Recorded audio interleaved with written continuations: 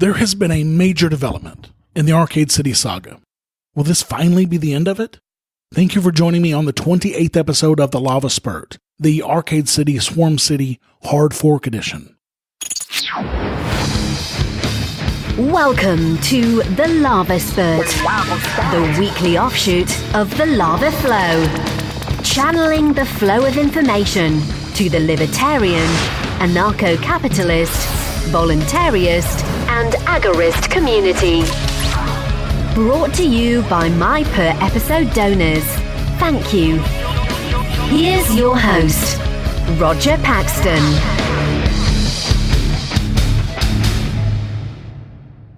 While I was away moving into my new home in New Hampshire, there was some major news in the Arcade City ongoing saga, so I wanted to make sure to get it to you as quickly as I could. A friend of mine, Joel Valenzuela, reported on this for the website Cointelegraph. I've linked to his original article in the show notes to this episode at thelavaflow.com/TLS028. For the backstory on the full Arcade City saga, you can listen to episode 45 of this show, the Gamification of Arcade City edition, at thelavaflow.com/45. And episode 50 of this show also, the Arcade City 2.0 edition, at thelavaflow.com/50.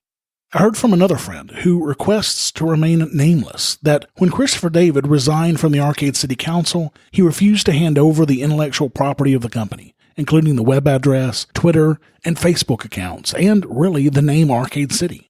With this being the case, and with the new members of the Arcade City Council understanding how toxic Christopher David is after being hammered on their last Reddit AMA, the Arcade City Council decided to cut all ties to Chris and to rebrand the company as Swarm City, which will have the use of all of the funds raised in the ARC token sale, all $620,000 worth.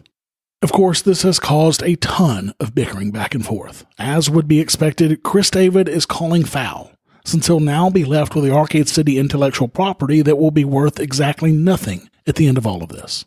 He's saying that the new development team that he hired is committing fraud by using the money to launch a separate project. Bernd Lapp, the head of Swarm City, says this is a direct result of trying to distance themselves from Chris. Quote, definitely from his influence. We have a different understanding of decentralized organizations, and he had previously made commitments that we could not fulfill. Therefore, it was important for us to separate from him and his organization, Arcade City Inc.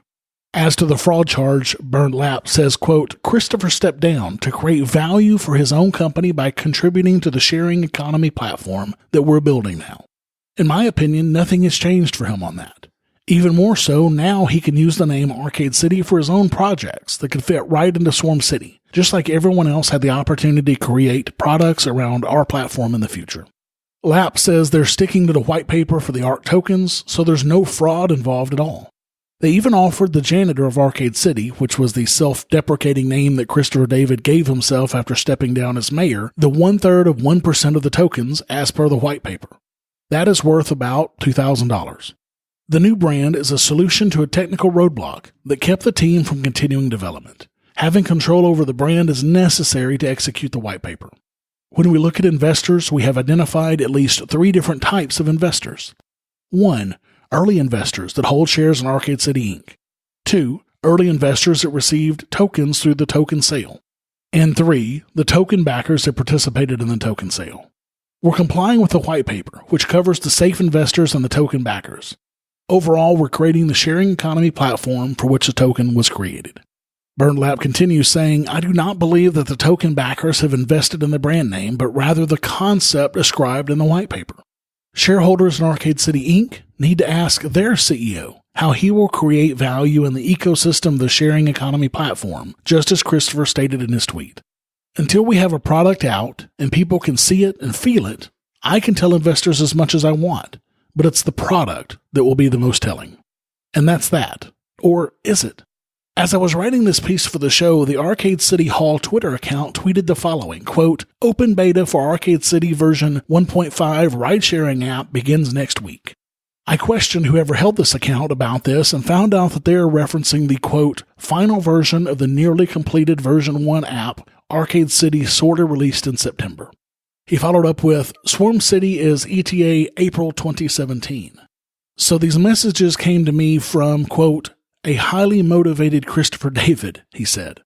I replied that I hoped this new beta has more than just karma points in it, and his response was, quote, no karma. Basic ride-sharing features available immediately to all users, advanced functionality for guilds like Arcade City Austin. It looks like Chris may beat Swarm City to the punch with an actual app, although I bet that it won't have any Ethereum blockchain functionality that's been promised since day one. My money is still on Swarm City. When I told Chris this, he responded, quote, no worries. We trust the market will decide a winner, though our mantra now is you can't beat something with nothing. You know, I think I may actually finally agree with Chris David on something. The market will certainly decide. Until next time, keep striking the root. Thank you for listening to The Lava Flow at thelavaflow.com. Don't miss an episode. Subscribe now at thelavaflow.com/subscribe. This has been a Pax Libertas Productions podcast.